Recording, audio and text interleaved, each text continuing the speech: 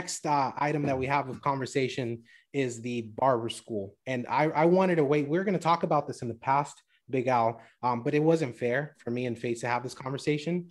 We wanted to ask your perspective on this. Do you think that in 2021, barber school should still be required to get a barber license? I'm not saying that barber licenses aren't necessary. That's a certification that you're doing things right, that you're following the law, that you're following all the cleanliness and all that good stuff, right? That you're doing things right. You need that. But do you think that schooling or even the 1500, whatever apprenticeship, all that, do you really think that that's necessary for everybody out there as a necessity? Well, I think me personally, because I went to barber school. I did my 1,500 hours here in California, and it's different in every state. Some states is 1,000, some states is 800. It just depends on what state you're in. But do I think it's necessary in 2021? I think everybody should get a barber's license. I think that if this is my personal opinion, because I went through it. But yeah, if you want, because there's a difference between a licensed barber and a barber, and you don't have to have necessarily be licensed nowadays. You could get hired somewhere without a license. That's not an issue now. Well, really? But for me though, I think that the licensing has to be there. I think that it does. The problem with me and my perspective is, why do I have to go to school and put all that time in instead of taking the test like everybody else does? If I know how to cut hair. So, and I brought this up with FASTFEEDS before. So my mom and my dad have owned restaurants most of their lives. They have, they've been chefs, they've been cooks, they've had chefs, cooks. Those are the people who make food for us that we put into our bodies. They don't have to go to school. They just got to go to get a certification and a license for them to cook in a restaurant. People who tattoo, my older brother was a tattoo artist for years. You know what I mean? All you got to do is make sure that you know your stuff. You go, you get a certification, you pass a test, and you can tattoo legally. You have a license for that. Why does barbering require for you to have to go to school instead of just being able to get certified? So if I know how to cut hair, why would I have to go through that? I think it's more of a tradition. Like traditionally, it's always been like that. Like it's a $20,000 tradition. It's always been about barber's license. $20,000. It's a $20,000 tradition in Northern California. $20,000 license. And really, I'm not gonna lie to you guys. When I got out of barber school, I didn't know how to do shit other than maybe pass the test. What? I passed my test the first time. No, I didn't know how to fade. I'm not gonna lie to you. Damn. I didn't know how to fade. I learned how to fade out of the barbershops. I did it. I went to an adult school that didn't cost a lot of money. So the teacher didn't even know how to fade, didn't know how to cut hair. How did Dave do in school? Huh? How did your son Dave? How did he do in school? Well, Dave's going to school, but he's my apprentice. You know what I mean? So he's on the apprentice program. See, in California, there's two ways to become a barber. You either got to go to school or you got to go to become an apprentice. So when you become an apprentice, he works under me. He has to do 3,500 hours under me. Damn. And 500 hours. Yeah, 35. That's 2 years. And he has to do 500 hours inside of a classroom. Yep. That's where he goes to the school and he pays them to do those 500 hours. Just so he can help him pass that test. At the end of the program, then you're able to take your barber's test to become a licensed barber. So does that mean you're a master? Raul and Dave are both at the same spot right now. They're about to go take their test. So does that mean you're a master barber? Well, I mean, a master barber in California, technically, there's no master barber. You know what I mean? And there are other states, there's a license for a master barber, but in California, there isn't. So a master barber, I think a master barber is a person, like anybody who walks through that door, I can cut. I don't care if they're purple, pink, blue, tall, short, yellow, black, orange. Barney. I can cut their hair. I can cut their hair. You have to have a certification for you to have apprentices underneath you, though. You have to be a licensed barber, yeah. That's it. You just have to have a license. You just have to be a licensed. You have to be a licensed barber, and you have to, be willing to bring them in as they're called your sponsors.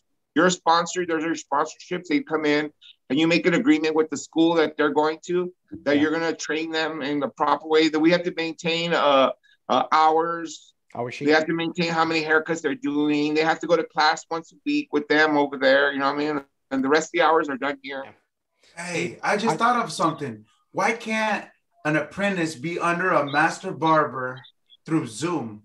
And he could be hey, and then I'll cut hair trying to via find a Zoom. loophole.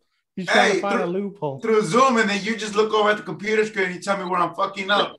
All right, I'm messing up. I think your haircuts are good. I wouldn't even have to do nothing with you, dog. I just let you go out, let you run free, and just, dude, it's all about reps. Like, you see my son Dave, dude, like, it's just the reps. The more haircuts you do, the better you're gonna get. Like, after 1,000 haircuts, you're gonna be knocking shit out. You know what I mean? Like, practice makes perfect. That's 70% of learning. It's repetitious.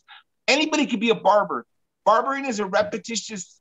The more you do it, the better you get. Like, you know what I mean? Like, seriously, anybody could become a barber. Like, you know what I mean? Like, if you're out there and you're listening to this and you want to be a barber, you don't know if you got it in you. You got it in you. You just got to do it. You know what I mean? Like, does Dave have an Instagram? Because I never seen he has an Instagram. I'll drop it down below for y'all. So if anybody wants to know who we're talking about, we gotta find it. Yeah, the only thing for me is Dave's a man of many. He's an actor. He's a hip hop dancer. I've seen that. He does commercial work. Yeah, no, he's awesome. Like, I'm not even lying. He's an artist. Fucking talented, dude. He's an artist. Barbering is another art. Barbering's another. No, like, this is just barbering is like I told him, let me know, like, you always gotta have somewhere to fall back on. Do whatever you gotta do. Strive for it. Go hard. And then in the end, if it doesn't work out, here we are. You know what I mean? Exactly. That's what I want to teach. That's why I'm teaching my son how to cut hair too. That way, he always has that one thing. See if nothing else works. You know, I don't necessarily want him to be a barber. My daughter, when she got out of high school, I told her, yeah, go do what you gotta do. But if you don't do nothing, I'm gonna tell you right now, you're gonna become a barber. She went to fucking junior college for 2.5 years, didn't work out. I said, that's it. You're gonna be a barber. And I took her signed her up. She went to barber school, did her 1,500 hours, came out. She got out of barber school just like me, didn't know how to do shit.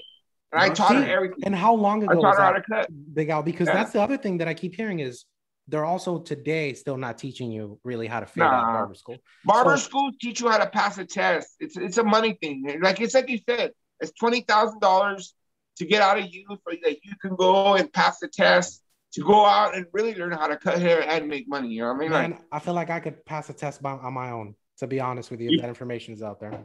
That's the thing that bothers me about it. It just, it seems like a money pit. I feel you because,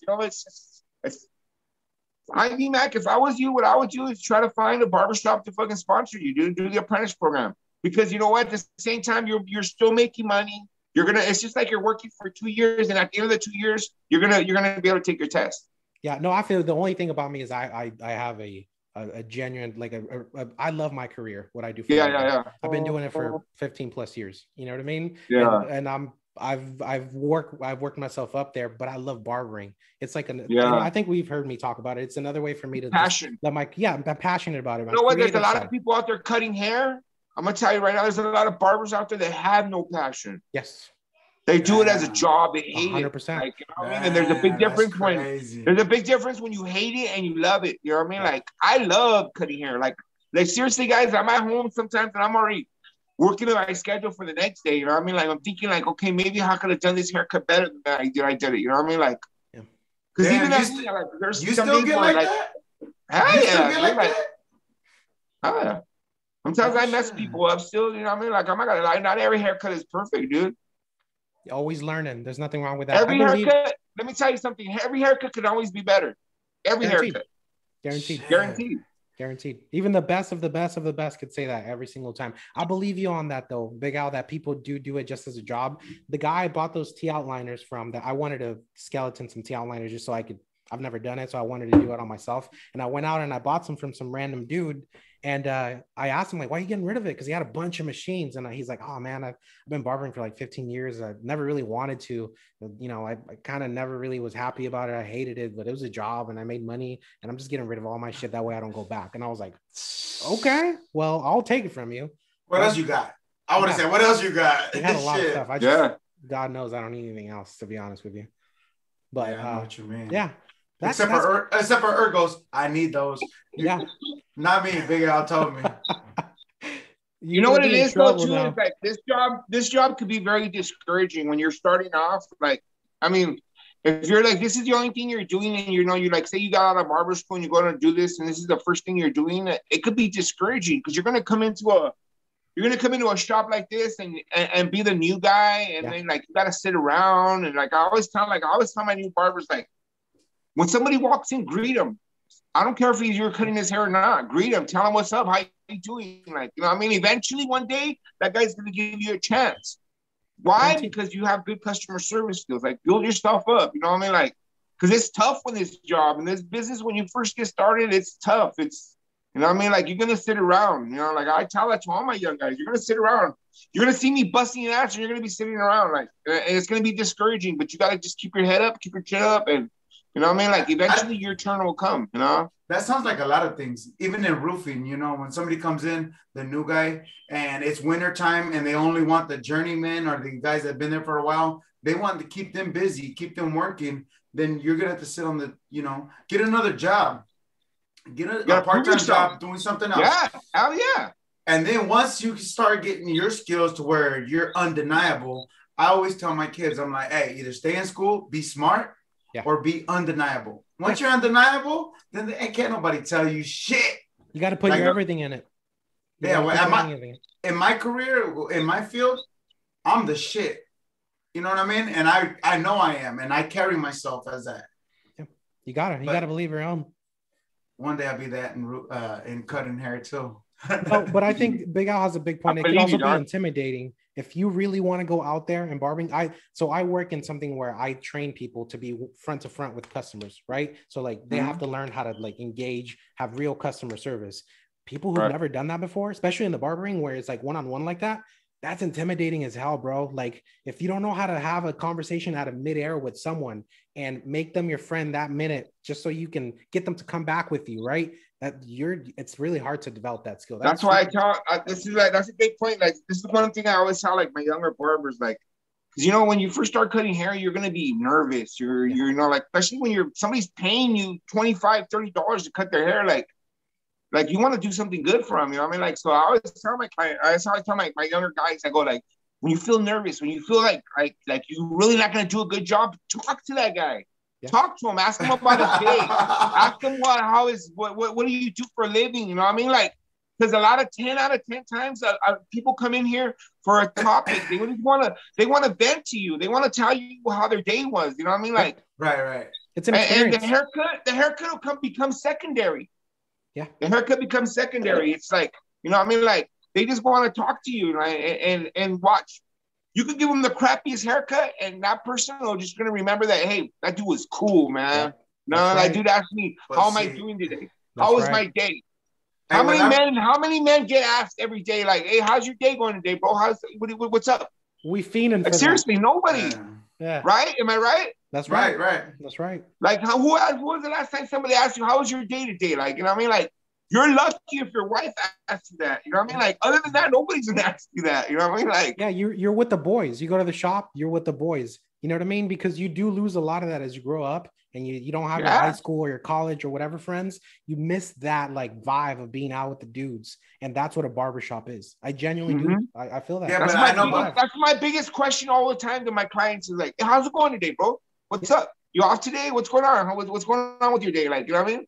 Because most people want to do that. They want to just fucking like lay it down on you, like, you know. And then you hear like a lot of shit. You hear like, oh, my day's fucking they'll drop crap, everything, or my day's good, or my day's bad. You know what I mean? Like, I know, but Ivy, you know how sometimes, fool, where when you first started, well, it don't happen to me anymore. But when I first started, when I couldn't say nothing to nobody because I was so focused in what I'm doing. You're all concentrating. I'm all trying to concentrate, and then it's almost to the point where sometimes it was like, damn, I'm not going to be able to recover this haircut. I'm going to pay this vato so he can go get his haircut fixed. You know what I'm saying? I feel you, but I feel like focusing too much in on it like that doesn't make you comfortable. And if you're not comfortable, your body's tense. You know what? You're going to probably tell you mess guys up a trick easier.